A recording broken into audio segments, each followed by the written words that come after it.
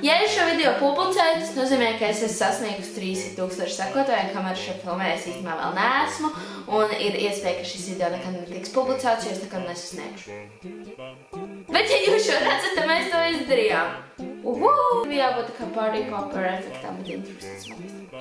Tāpēc es izdomāju ar jums padalīties tāpēc, ka 30,030 mācības, ko es esmu ieguvusi pavadot savu laiku YouTube, un tās ir skarbas. Pirmais ir pannas, kuras ir uz plīts, nedrīkst likt uz virtuves galda. Kad es filmēju pirmo Lauras ģeniālo virtuves, to tā kā izdarīju, man tā kā tagad mūžīgi tur paliks 2 burpulīši smuki, man vecāki man bikucīgi nogalināja, bet nu jā. Otrais ir fakts, ka radio ir formāls mediju veids, un tur nevajag jokot joks, kas liekas tikai tev smieklīgi. Un liek pārējiem rakstīt 3 lapas garas vēstules, kāpēc es esmu pierādījums, ka mūsu paudze ir samaitāta. Kam man vajag zināt priedēkļus visus? Kam man... You stupid! Vai arī mēs nogādāsim visu tavu ģimeni? You stupid! Man nav attaisnojuma tai intervijai. Es ļoti atvainojos. Man liekas, visi zina, par ko es runāju. Man bija pēc tam jāraksta 5LV. Jūs varat tā kā, tas ir privāti, visi man tā kā apbežo. Trešā mācība ir iemācies taisīt gadiem.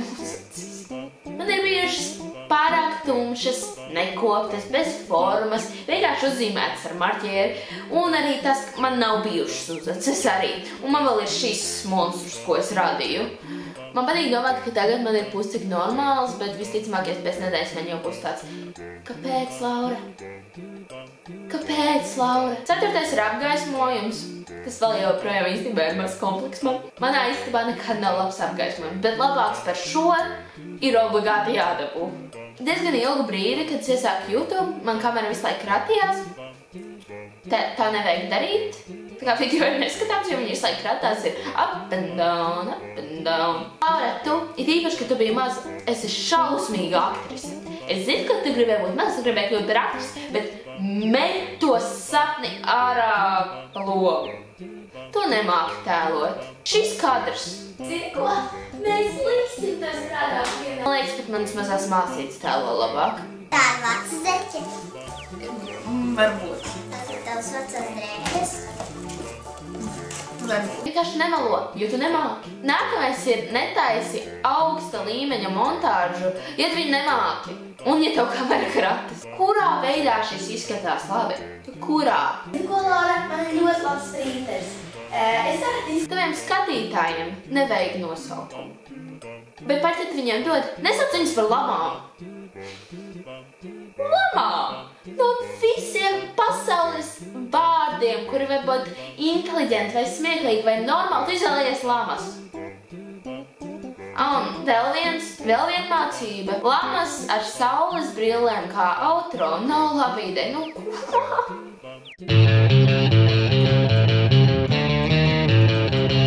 Un iemācies taisīt normāls thumbnails.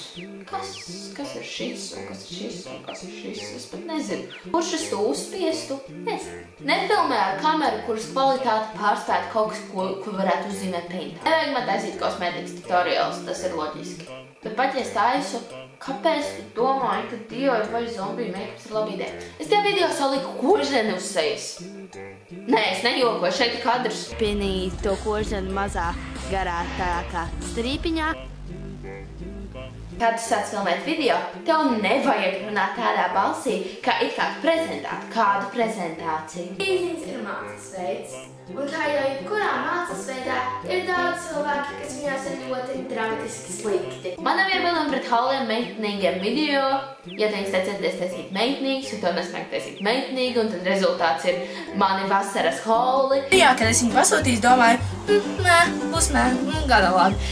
Bet man viņš ir godīgi tik šausmīgi patika, nopietni. Man nesanāk smuki kadri, es neesmu meitene, un es cenšos, var redzēt, ka es cenšos, un man ļoti nesanāk. Un tas sāpina man. Nevajag taisīt savus krēklus, jo neviens tos nepērk. Mēs aizgājām uz lielo mītu, kurš pārdod visus krēklus, mēs tur pārdevām 8 un bijām nereālos parādos. Starp citu, ja jūs vēl vēlaties brīd krēklus, jūs man varat rakstīt Instagram direktā @Laurlāts arī, jūs man vienkārši varat pieskarāt. Es piedalījos konkursā Lauznes, kurš dabūja 1. vietu, kurš, tad cik man bija jādabū šaus, bet viņi man neiedod, tā kā es jums skatos, tā kā, the fuck happened there? Bet stipru mācību, ko es iegumu, ir nepiesakies publiskā konkursā ar video, ko tev ir kauns, ja kāds skatās. Es pieteicos ar video, kur ir viens skaidrs, kurš iztur šādi.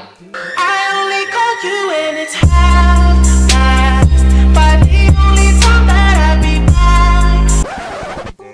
Un tagad šī fantastiskā bilde ir viena no pirmajām bildēm, kas parādās, ja jūs iegooglējat manu vārdu. Fantastiski! Mans YouTube links ir youtube.com/unicornqueenie. Es to nevaru nomainīt. Man ir fiziski neiespējami nomainīt to linku tagad.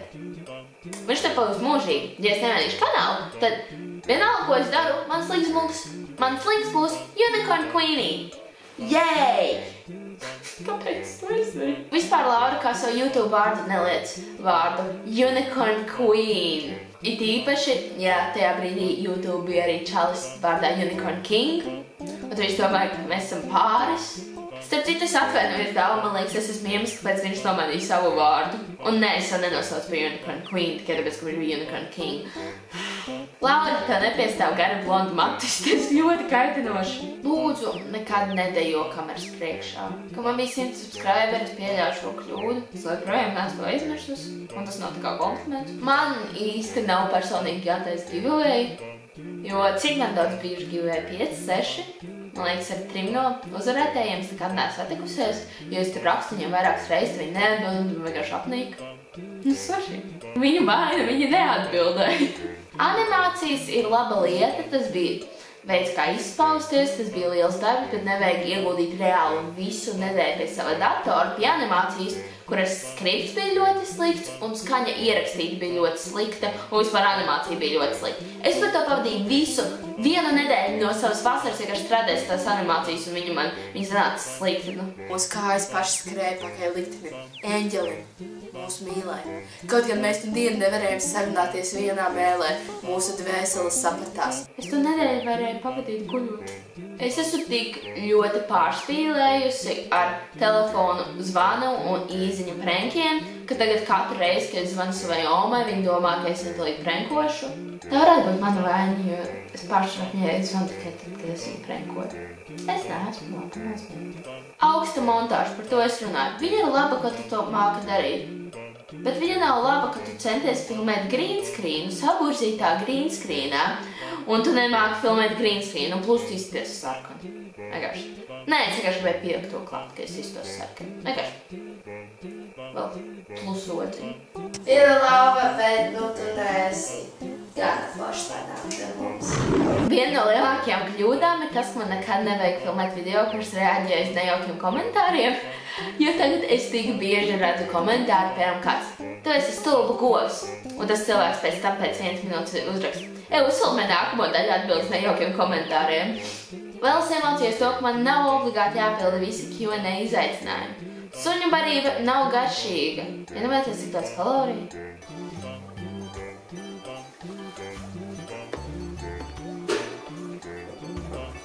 Es esmu smagi iemācījusies, ka nevajag pat rādīt daļu no mājas, kurā es dzīvoju. Jo man vairākas reizes ir nākuši cilvēki un tuktinājušies pie manām mājas durvīm.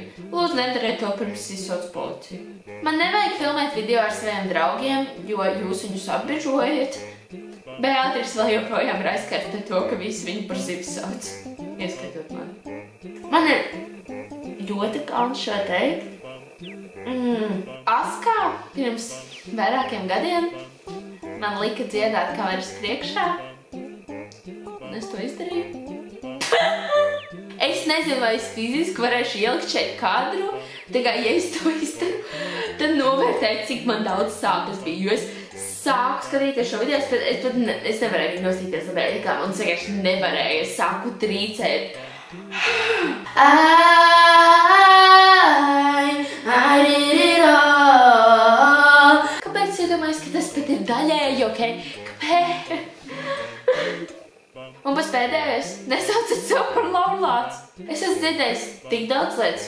Maukulācis, kakulācis, sūdalācis, lauralācis ar atstarpi. Kāpēc nevarēju atstāt savu oriģinālo vārdu? Laura Anna.